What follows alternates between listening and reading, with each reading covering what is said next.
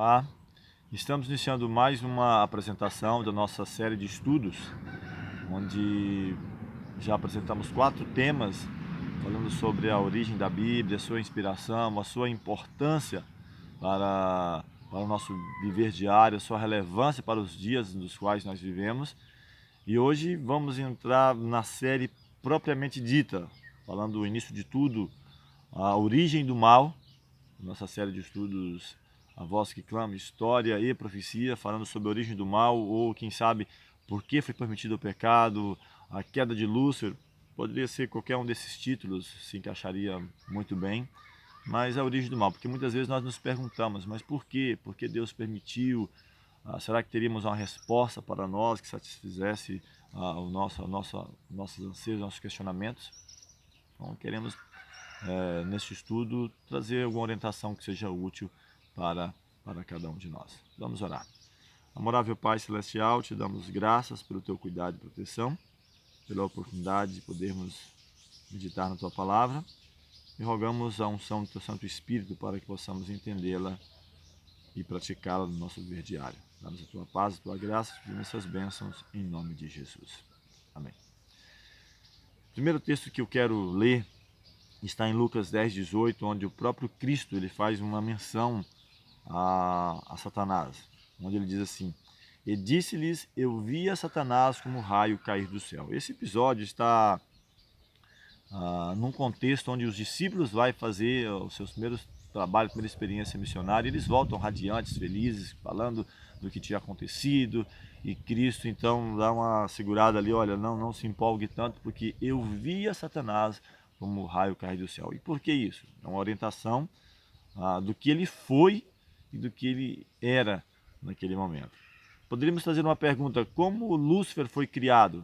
Porque Lúcifer é anjo de luz, diferente de Satanás, o diabo, que é adversário, o inimigo de Deus. Ezequiel 28, verso 15 diz assim: perfeito era nos teus caminhos desde o dia em que foste criado até que se achou iniquidade em ti. Então Deus não criou o diabo. Primeiramente, o primeiro ponto é isso. Deus criou um anjo perfeito, Lúcifer. Do texto que ele perfeito era desde o dia em que foste criado até que se achou iniquidade nele. Algo inexplicável, num ambiente perfeito como o céu, e se achar a iniquidade. É algo que foi acontecendo no coração de Lúcifer, e ele dia a dia foi cedendo espaço para algo que vamos procurar não explicar, porque seria impossível explicar isso, mas demonstrar pontos que levou Lúcifer a se desviar do caminho reto. Porque se pudesse explicar o pecado, seria como justificá-lo, dar um motivo para ele, e não há motivo para ele. O que levou Lúcifer ao pecado e rebelião e queda? Ezequiel ainda 28, verso 17, diz assim: elevou-se o teu coração por causa da tua formosura, corrompeste a tua sabedoria por causa do teu resplendor. Por terra te lancei, diante dos reis te pus, para que olhem para ti. Então aqui há uma referência, falando do rei de Tiro, mas que aplica, os teólogos, em sua unanimidade, entende disso, de que faz uma referência também a Lúcifer, antes da sua queda. Diz que ele levou o coração por causa da formosura, por causa da sabedoria, por causa do resplendor que ele tinha, e ele atribuía, quem sabe, isso a ele mesmo, a sua glória a ele mesmo. Ele não reconhecia ou não quis reconhecer Deus, ele quis ir além daquilo que era para ele. Continuando ainda a nossa referência, a nossa meditação, ainda em Isaías 14, versos 13 e 14, ele dizia assim: e tu dizias no teu coração, diz o texto, eu subirei ao céu, acima das estrelas de Deus, exaltarei o meu trono, e no monte da congregação me assentarei. Aos lados do norte, subirei sobre as alturas das nuvens e serei semelhante ao Altíssimo. Então o que ele queria? Estar acima das estrelas. As estrelas aqui nesse contexto aplica-se a anjos. Vou subir acima delas e serei semelhante ao Altíssimo. E é interessante que ele, de certa forma, se eu posso colocar como hierarquia, ele tinha um cargo mais elevado do que os outros anjos. Ele tinha uma função maior do que os outros anjos. Só que isso não era o suficiente. Ele queria ser semelhante ao Altíssimo. Diz o texto bíblico que Deus nos criou à sua imagem e semelhança. Então será que ele não tinha algo de semelhante ao Altíssimo, mas ele queria ser algo no sentido de poder, de dominar?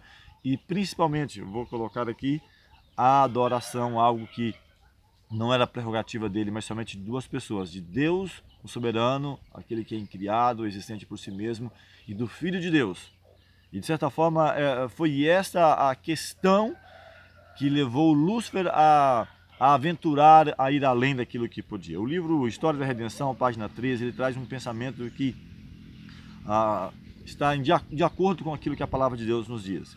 Diz que Lúcifer no céu, antes da sua rebelião, de se revoltar contra Deus, diz que ele foi um elevado e exaltado anjo, que nós comentamos. Diz assim, o primeiro em honra depois do amado Filho de Deus. Então, ou seja, se ele era o primeiro em honra depois do amado Filho de Deus, ele estava, de certa forma, um posto mais elevado em relação aos anjos. Porque ele diz bem claro, depois do amado Filho de Deus, ele era o mais honrado. Diz que o seu semblante, como a dos outros anjos, era suave e exprimia felicidade. A testa diz que era alta e larga, demonstrando grande inteligência. Sua forma era perfeita e porte nobre e majestoso. Então está simplesmente citando ou falando o que nós acabamos de ler lá em Ezequiel, de que ele era perfeito, ele era bonito, e ele que estava olhando para si mesmo começa a atribuir isso a ele mesmo. Ainda na própria página 13 do livro que eu mencionei, História da Redenção, diz assim, todavia Cristo, o amado Filho de Deus, tinha preeminência sobre toda a hoste angélica. Ele era um com o Pai antes que os anjos fossem criados. E Lúcifer invejou a Cristo e gradualmente pretendeu o comando que pertencia a Cristo unicamente. Então, olha que interessante. Ele gradualmente começa a acontecer algo que era, quem sabe, inexplicável para ele, mas ele poderia ter aberto o coração com Deus, com Cristo, ter se esvaziado e falado sobre isso, mas ele ocultou, ele começou a fazer algo, se é que posso colocar desse jeito, né, às escondidas, porque de Deus não se esconde, mas com os anjos, pela influência que ele tinha como representante de Deus em outros mundos até criados, existentes, e ele então começa a fazer um trabalho chamando a atenção para ele. Diz que isso que ele queria, essa preeminência que era de Cristo, Cristo que era um com o Pai antes que eles fossem criados, era algo que a Cristo somente pertencia. Aqui em João 8,44, Cristo faz uma relação do diabo com a mentira. E ele diz assim, algo que ele está levando uma mensagem dura para alguns dos líderes de Israel. E ele fala, vós tendes por pai ao diabo e quereis satisfazer os desejos de vosso pai, diz Cristo a eles. Ele foi homicida desde o princípio e não se firmou na verdade, porque não há verdade nele. Quando ele profere mentira, fala do que lhe é próprio, porque é mentiroso e pai da mentira. Então, por que nós estamos pontuando isso? Porque muitas vezes nós pensamos que foi Deus que criou o diabo. Não é. Deus criou Lúcifer, Deus criou um anjo perfeito, como nós lemos ali. E Cristo está mostrando bem claro que ele foi homicida, que ele não se firmou na verdade, ele procurou seguir o seu próprio caminho, porque Deus, assim como criou, vamos falar sobre isso no nosso próximo tema, a criação aqui da terra, onde ele cria Adão e Eva com livre-arbítrio, desejo, a oportunidade de escolher entre o bem e o mal, também os anjos da mesma forma. Só que Deus não foi pego de surpresa, havia o plano de redenção, onde Deus e Cristo, caso algum dessas inteligências, desses anjos caíssem, o plano de resgate e salvação, que aliás, a história da redenção é a história a ser estudada pelos anjos e por toda a eternidade, até mesmo de nós quando formos resgatados deste mundo aqui de pecado e estarmos com Cristo para a eternidade. Judas, verso 6, complementando o que nós mencionamos aqui com respeito aos anjos, ele diz, aos anjos que não guardaram o seu principado, a sua posição anteriormente dada, mas deixaram a sua própria habitação, diz o texto, reservou na escuridão e em prisões eternas até o juízo daquele grande dia, o juízo final. E ainda Mateus 24, 41, Cristo faz aqui uma declaração e atribui a Satanás e seus anjos a responsabilidade pelo pecado. Não é de Deus isso. Então nós muitas vezes nos questionamos, mas por que Deus não destruiu o diabo a princípio? Então havia muita coisa em jogo, havia o caráter de Deus, ele trouxe grandes inverdades, mentiras pela posição que ele ocupava. E se Deus tivesse destruído o diabo ali a princípio, quem sabe os outros anjos, os outros mundos, obedeceria a Deus por medo e não por amor. Então Deus teve que permitir o desenrolar de todo o plano de Satanás, para que ele pudesse trazer ao plano da redenção demonstrado em Cristo Jesus para resgatar o homem. Não somente o nosso mundo, mas também para vindicar o caráter de Deus em outros mundos. Então, nessa série de estudo que nós estamos fazendo, pretendemos mostrar a paciência, o trato de Deus, não somente aqui com nós, mas até mesmo lá no céu, antes da queda de Lúcifer. Deus teve paciência, esperou. Houve argumentações, não somente dos anjos, do próprio Cristo, até que houve uma rebelião aberta mesmo e foi preciso que ele fosse expulso. Trazendo ainda um comentário com respeito à exaltação de Cristo, nos dá a entender tanto o contexto bíblico, de livros bíblicos, como também de outros livros que complementam ou que falam, não no sentido de ser maior ou de complementar a Bíblia, mas que nos ajuda a entender essa explanação.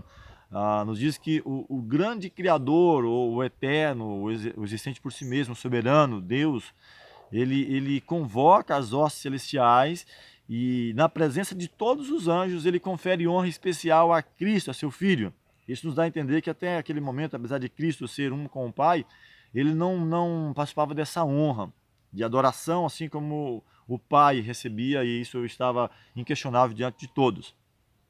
Diz o texto que o Filho estava assentado no trono com o Pai, e a multidão celestial dos anjos reunidos ao redor deles, ou seja, de Deus e de Cristo. O Pai então faz saber que por sua própria decisão e vontade,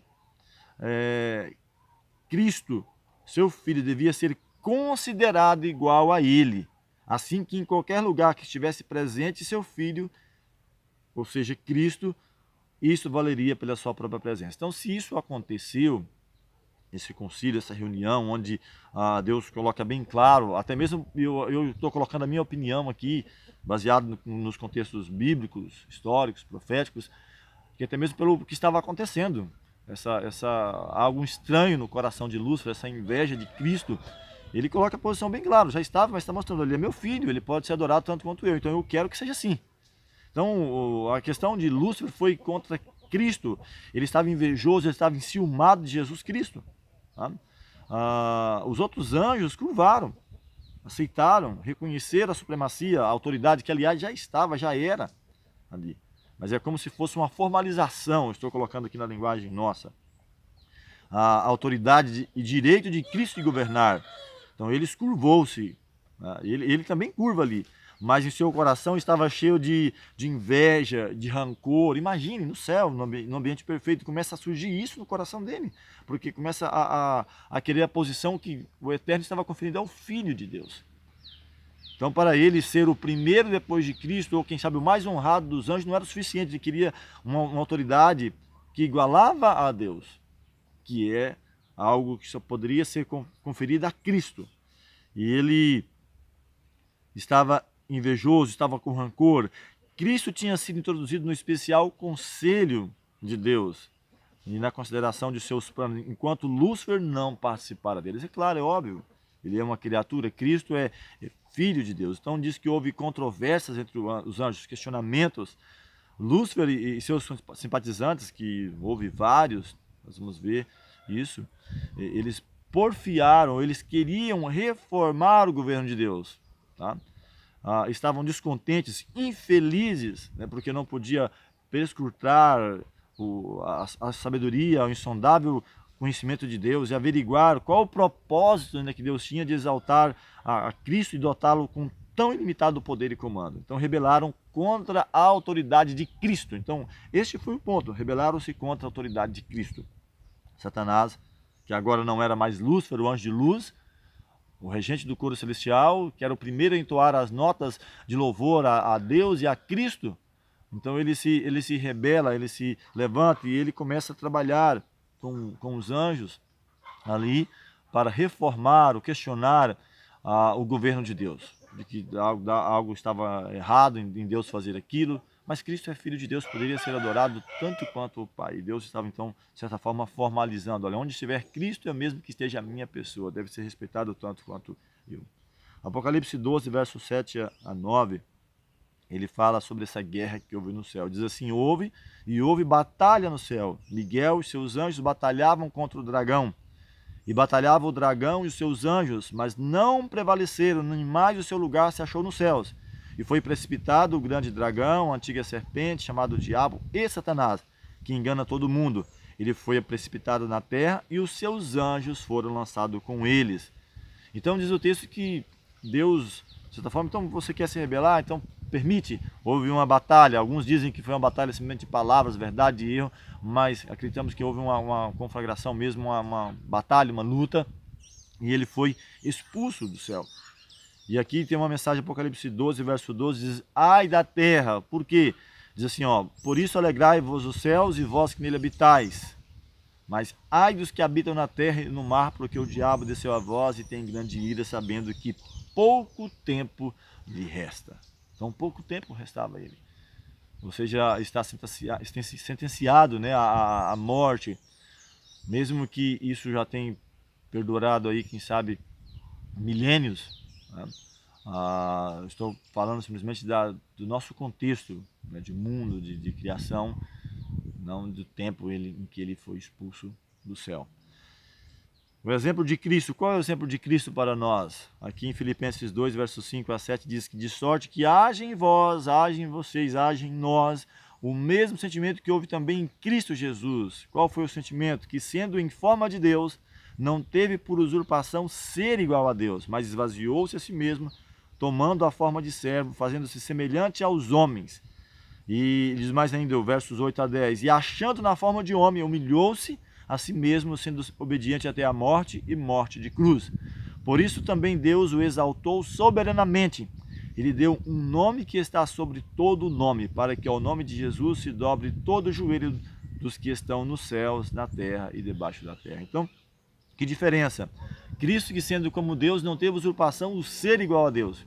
Quando esteve nesse mundo, ele esvaziou-se, tomou a forma de servo, e estando na condição de homem, ele foi além. Ele morreu morte e morte de cruz. E Lúcifer, que era simplesmente um ser criado, um anjo, claro, preeminente, quem sabe o primeiro dos anjos, o primeiro depois de Cristo, em hierarquia, se posso colocar assim, mas quis ser como Deus, ou um posto que era prerrogativa somente de Cristo. E ele nos aconselha a sermos como Cristo, esvaziarmos de nós mesmos e buscarmos Deus a cada dia em nosso viver. Que Deus te abençoe, que Deus nos abençoe, que possamos entender um pouco desse questionamento, que não houve uma razão para isso, mas a busca de si mesmo, da exaltação própria, do orgulho, do egoísmo, que levou Lúcifer a se rebelar, se afastar e mergulhar o nosso mundo também na miséria e no sofrimento. Nosso próximo tema, vamos falar justamente sobre isso, a queda aqui dos nossos primeiros pais, do nosso planeta, e o mergulho do nosso planeta aqui nesse sofrimento e morte e miséria que Satanás trouxe. Vamos orar. Amorável Pai Celestial, te damos graças pelo teu cuidado e proteção, pelas vitórias alcançadas, e rogamos a tua graça em nossa vida para que possamos honrar e glorificar o teu santo nome. Dá-nos a tua paz, a tua graça, nós pedimos as tuas bênçãos e agradecemos em nome de Jesus. Amém.